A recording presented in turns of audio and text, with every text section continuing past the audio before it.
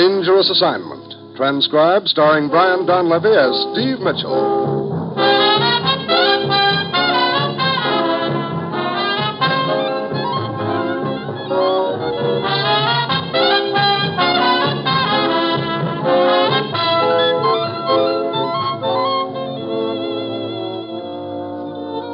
Yeah, danger is my assignment. I get sent to a lot of places I can't even pronounce. They all spell the same thing, though, trouble. But when I walk into the commissioner's office, I don't realize that this assignment's going to show that sometimes the only way you can win is to let the whole deal go up in smoke.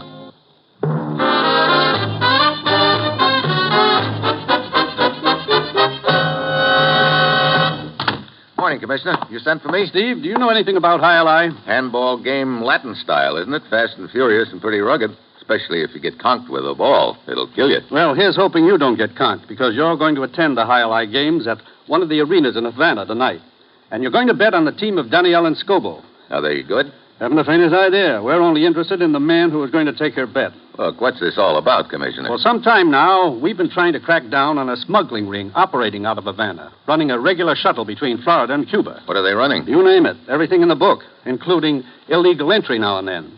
We finally got a lead on the organization, Steve, from someone working on the inside. That the boy I'm to contact? The one who's going to take my bet? Right. He'll be up to Fronton Palace, window 3. You place your bet, and when you open your wallet, let him have a glance at your credentials. He'll take it from there. Get whatever information you can from him. Track down that organization and smash it. Well, that's it, Steve. You've got your assignment. Good luck.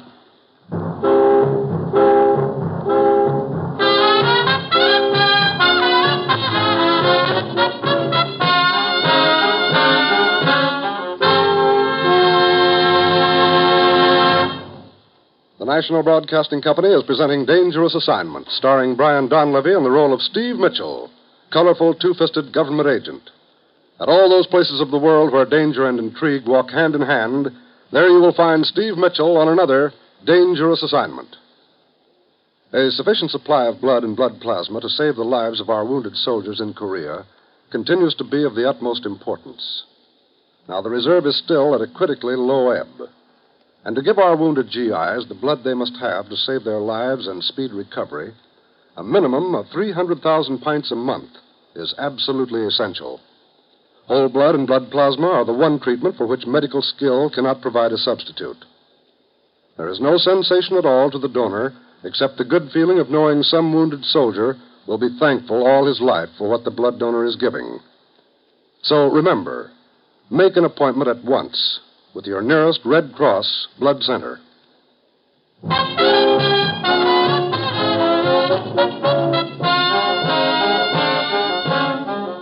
Sure, I've got my assignment. Get down to Havana, bet a couple of bucks on a team of highlight players, and hope it pays off with the information we need to nail a ring of smugglers operating between Cuba and the United States. It's late afternoon when my plane sets down in Havana. I check in at my hotel, and that night I wander over to the Fronton Palace, a large indoor arena used for highlight games. Their teams on the floor are going at it hot and heavy, and the crowd is building steam. I watch them for a while, and then I ease over to the window number 3 to place my bet. Si, senor. I'll put a 5-spot on Daniele and Scobo. Si. Got quite a crowd here tonight. Tonight and every night, senor. Highlight is a very popular sport in Havana. Here you are. Thanks. Here's your 5. Gracias, senor. There is an alley in back of the building. I will be waiting in my car. Half an hour, Senor Mitchell. I'll be there.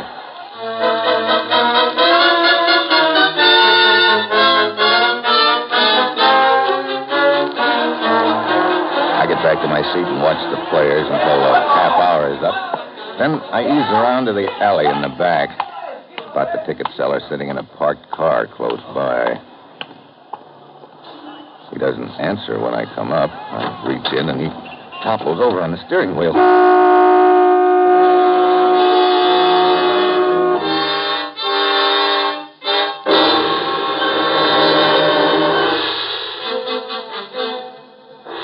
Unmarried. He has worked at the Fronton for the past 2 years. And Francisco Rodas, no police record. That's all we have on the dead man, huh, Lieutenant? Unfortunately, yes. You say he was involved with the smuggling ring, Senor Mitchell? So we were led to believe he was going to fill us in on it. Only somebody with a knife got to him first. Someone obviously from the organization. They must have known he was going to talk. Yeah. Where was Rhoda staying? According to his identification card, 36 Paseo de Baracoa. Let's go over and shake it down. The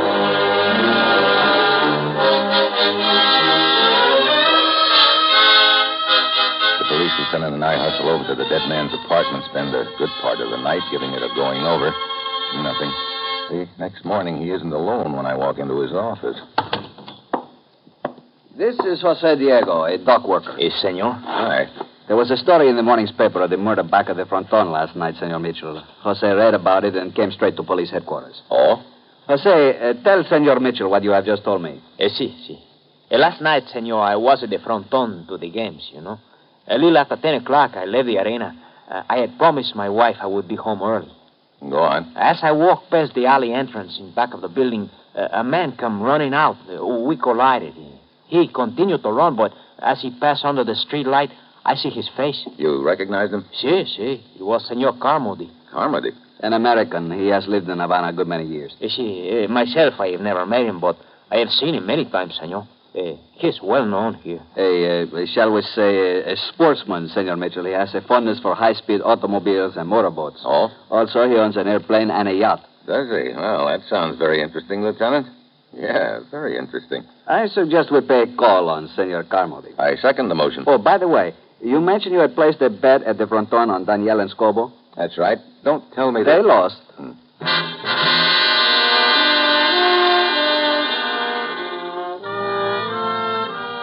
Carmody's place is a low, rambling ranch house at the edge of town. He greets us at the door wearing a black silk dressing gown and a white muffler. He's carrying a tall glass of tomato juice and an obvious hangover. We follow him inside. Well, I'd like to have you meet an old friend, Ralph Pawson. Morning, gentlemen. Mr. Mitchell, Lieutenant Moreno. Lieutenant? Police Department. Oh. Don't ask me what this is all about, Ralph. I wouldn't know. Sit down, gents. Thank you.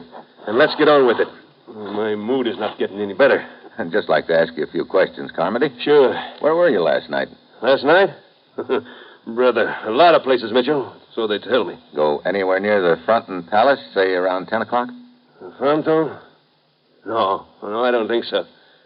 Look, what's this all about? Murder. Murder? A man named Francisco Rodas was murdered in the alley behind the building a few minutes after 10 o'clock. Hey, there was something about that in the morning paper. Say, what's this got to do with me? Someone saw you running out of that alley shortly after the crime was committed. What? Now, see here, Mitchell. Are you accusing I him? just want to know what Carmody was doing there. He was with me. We had dinner at the yacht club. Yeah, that's right. Fill in the time. Well, we met at the club around 7. You can check with the waiters. They'll tell you. What time did you leave? Oh, around 10:30. Can I check that with the waiters, too? Well, Pawson? Look, Wait a minute, Ralph. No need to stick your neck out on my account. What he says is true, Mitchell. We had dinner together at the club, but I left early. How early? A little before 9:30. Ralph had a phone call to make. I remember that much. Not too much more, I'm afraid. Have a rough night? Yeah. While I was waiting for Ralph, I spotted some friends at the bar. I went over, had another couple of drinks, and the next thing I knew, I was outside. Go on. Well, there's not much more to tell. I remember walking down the street, the Avenida Ruiz. It's all sort of vague after that. I finally got home around here about midnight. Hey, this dead man, what was his name? Rodas. Francisco Rodas. Never heard of him. What'd he do? He was employed at the fronton, senor. Still doesn't register, Lieutenant. Perhaps it will, senor, after you have taken a ride with us to police headquarters. Come along.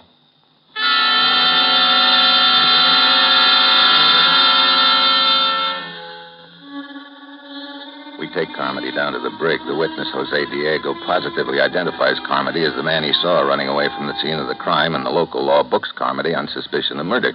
A few minutes later, friend Pawson shows up with a lawyer in tow. The lawyer goes in to see Carmody, and Pawson tags after me as I walk out of police headquarters. I spend the next couple of hours with him as he fills me in on Carmody, and the rest of the afternoon checking on names and addresses he's given me. It all adds up to a big nothing. Late in the day, I wind up on the Avenida Ruiz near the yacht club. I've got a copy of the morning newspaper with me, Carmody's picture on the front page. I show it around, peddlers, shopkeepers, bartenders. No one remembers seeing Carmody last night until I run into a cab driver several blocks down the street. This one, senor. Oh, see, I remember him. Oh, boy. $10 American he give me. You sure this is the man? See. Could I forget $10? Where did you pick him up? Right here in this corner. What time? Oh, was early, I think. How early? Just early. 9:30 or so? It's possible 9:30. Where did you take him? To the Fronton Palace? Fronton? No, senor, no. I drive him to Sebastian's casino. It's on the other side of town. Oh.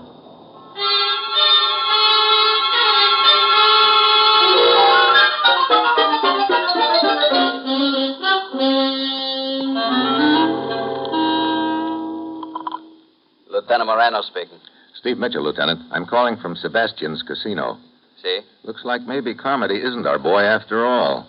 What? Half a dozen employees of the casino remember seeing him here last night, including a couple of house cops who bounced him out of the joint for creating a disturbance. What time was he there, senor? He arrived a few minutes before 10, was given the bum's rush a half hour later. Which means he could not have been in the alley back of the fronton at the time of the murder. Right. Looks like we'll have to start all over, Lieutenant. You can start chewing your fingernails. I'll be over to join you.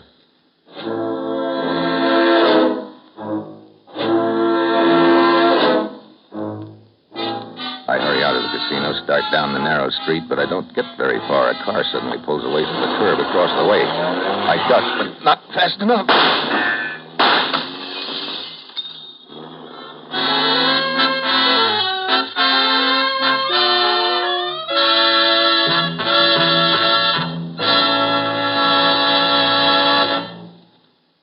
If you want your child to have the best elementary schooling you can give him, won't you get a pencil and paper to take down the address I'm going to give you at the end of this message?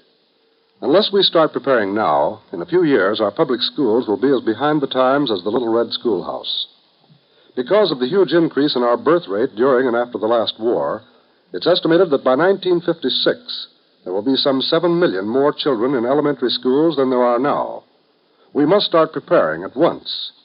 More equipment will be needed, textbooks, playgrounds, and above all, more elementary school teachers.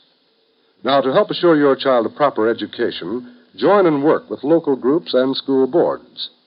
And for free information about how people in other communities are improving their schools, write to this address: National Citizens Commission for Public Schools, 2 West 45th Street.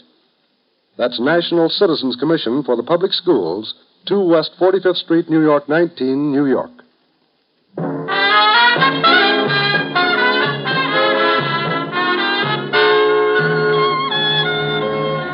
Now, back to Dangerous Assignment and Brian Donlevy as Steve Mitchell.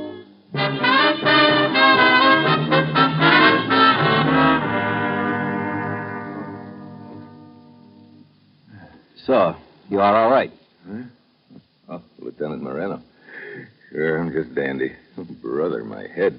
A scalp wound. The doctor, as you say, has bandaged it. How'd they get here? A cab driver brought you in. What happened? I got shot at as I was leaving the casino. After you telephoned to me that Carmody was in the clear? Yeah, he must be. All of those witnesses there couldn't have lied. They all swore Carmody was there at the time of the murder. I think we ought to have another talk with our obliging little witness, Jose Diego. Lieutenant Moreno, I swear to you, I am telling the truth. Look, how could you have seen Carmody in the alley behind the Fronton Palace when half a dozen people swear he was in the casino at the time? Well, how do I know how such a thing could be? All I know is it was. Lieutenant Moreno speaking. What? But... Very well, send her in. That will be all for the present, Diego. You will wait in the next room. See?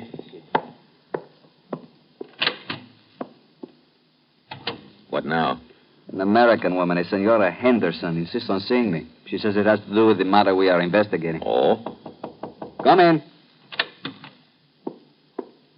Lieutenant Moreno? Yes?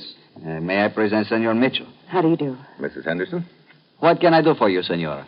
I'll be brief. My name is Barbara Henderson. I'm from Miami. I arrived here in Havana 2 weeks ago looking for my husband. Oh? You see, he left me during the war. His name was Jim Henderson. We were married in Baltimore in January of 1944. I see. And you have reason to believe your husband is now here in Havana? Yesterday, I found out without a doubt that he's here. Look, Mrs. Henderson, this is all very interesting, but I don't quite see what it has to do with the case we're investigating right now. Just this. See this picture in the newspaper? The man you're holding here is a suspect? Sure. His name is Carmody. No, you're wrong, Mr. Mitchell. That's my husband, Jim Henderson.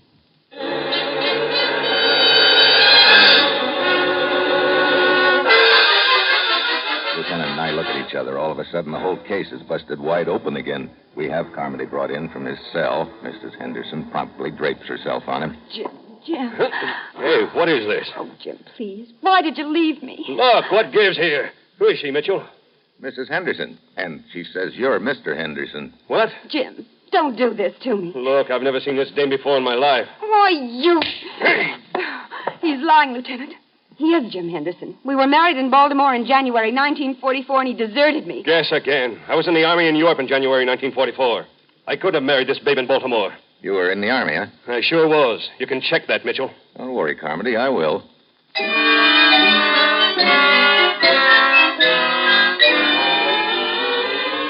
Mrs. Henderson gives us the name of her hotel and leaves. We send Carmody back to his cell, and I get off a cable to Washington about him. Then we send for Pawson, who promptly swears he was with Carmody in Europe during 1944. The three of us wait in Lieutenant Marino's office for a reply from Washington. Every time Pawson finishes a cigarette, he methodically rips open the paper, scatters the tobacco flakes in the ashtray, and crumples the paper into a tiny ball. Finally, Marino can't stand it anymore. Why do you do that? Nerves? That's Army, isn't it, Pawson? Yeah. If you ever had a police at camp yard, you'd know why, Marino. The tobacco flakes mingle with the dust, and the crumpled up paper is a lot less noticeable than a cigarette butt on the ground. Very sensible. Yeah, Carmody taught me that when we were in together. Hey, look, when are you guys going to lay off him? I told you we were in Europe together. How could he have married that woman? How could he have anything to do with any of this? Come in. Ah, the answer to your cable, Mitchell. Yeah. Well? Carmody was in Europe in January of 1944. Yeah, now are you satisfied? Yeah. Look, it's pretty obvious to me that this guy Henderson is the one you really want. Looks that way. Come on, Lieutenant. Let's check with Mrs. Henderson again, see if she can give us any further information on her husband.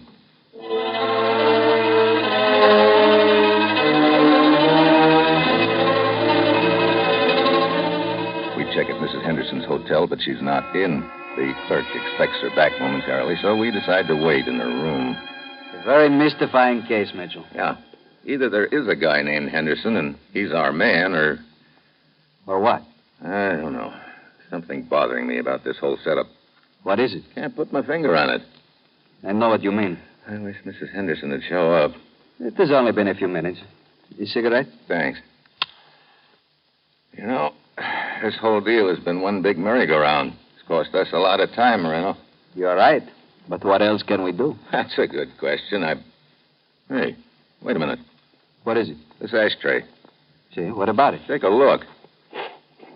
Just a couple of cigarette butts with lipstick and Mitchell. Yeah. Flakes of tobacco and tiny balls of cigarette paper. Awesome. Brother, I said this deal had cost us a lot of time. That's just the way it was planned. Come on.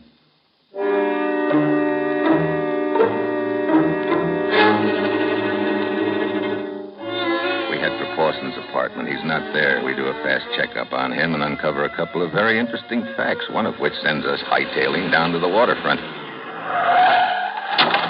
This is the place, Mitchell. Yeah. Pawson's lawyer said he owned that little cluster of fishing boats out there at the pier. Five will get you 10 that he's on one of them right now, getting ready to shove off. You take one side, I will take the other. We split up. I work my way along the row of boats. They're all dark except for small deck lights. Then suddenly I spot somebody climbing aboard one of them. It's Mrs. Henderson. I slip aboard and grab her. Mitchell! But just then something hard connects with the back of my head. I go to my knees. Sorry, Mitchell. I've been standing out here on deck in the dark for several minutes waiting for Barbara. You know, Pawson, you're giving this head of mine a pretty rough go. First you crease it with a slug, then you massage it with a gun butt. Like I say, I'm sorry. All right, lean against the rail. You'll be okay. Yeah, thanks. I guess I will.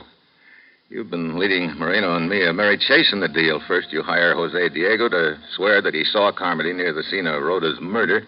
We find out that he couldn't have been. Then you hire your pal Barbara here to pose as Mrs. Henderson with a phony story about her husband. Sounds to me like you've been working for time. Right. 48 hours of it, to be exact.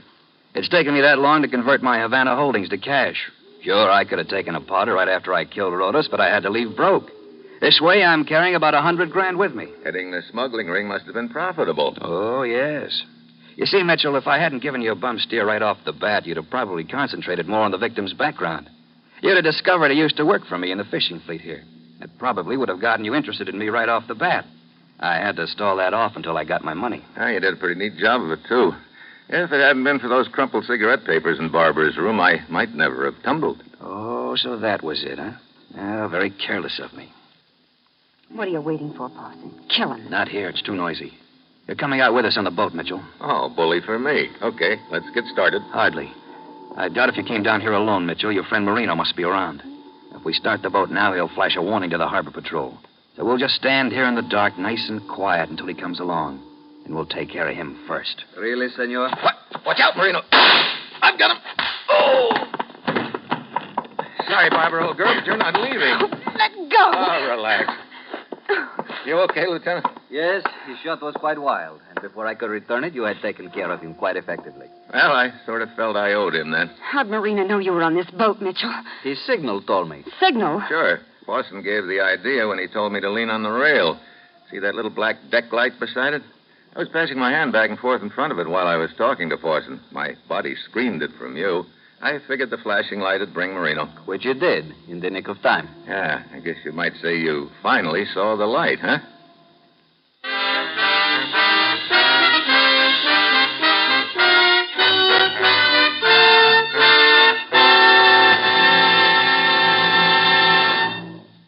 Our star, Brian Donlevy, will return in just a moment. What did you do for your country today? Stand guard at some lonely outpost? Stand watch on the cold, windswept bridge of a patrolling U.S. Navy destroyer? No, but you can still do your part to guard peace, the peace that is for the strong. Make today your D-Day. Buy an extra bond for defense, and then keep buying them regularly. There's no safer, surer investment than with United States defense bonds. And you build security not only for yourself, but your country, too, when you buy defense bonds. They serve to combine America's economic strength with its military strength. And it's this combined strength that protects your town, your home, your right to work and prosper in peace. And remember, if you don't save regularly, you generally don't save at all. So join the payroll savings plan where you work, or sign up for the bond-a-month plan where you bank. Make today your D-Day. Buy defense bonds. Always remember, defense is your job, too.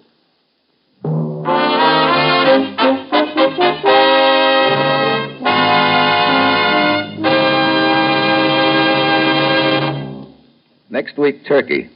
I nominate myself for a slab in the morgue. And that will be Steve Mitchell's dangerous assignment next week.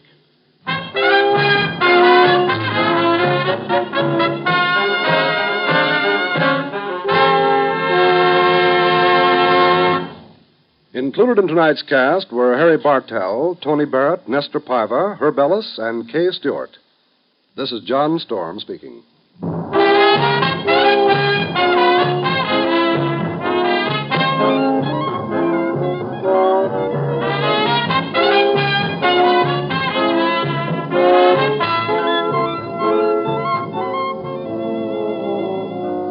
Dangerous Assignment, starring Brian Donlevy in the role of Steve Mitchell, with Herb Butterfield as the commissioner, is written by Bob Reif and Adrian Jandot and is produced and directed by Bill Karn. Be with us again next week at this same time when Brian Donlevy, starring in the role of Steve Mitchell, will embark on another transcribed Dangerous Assignment.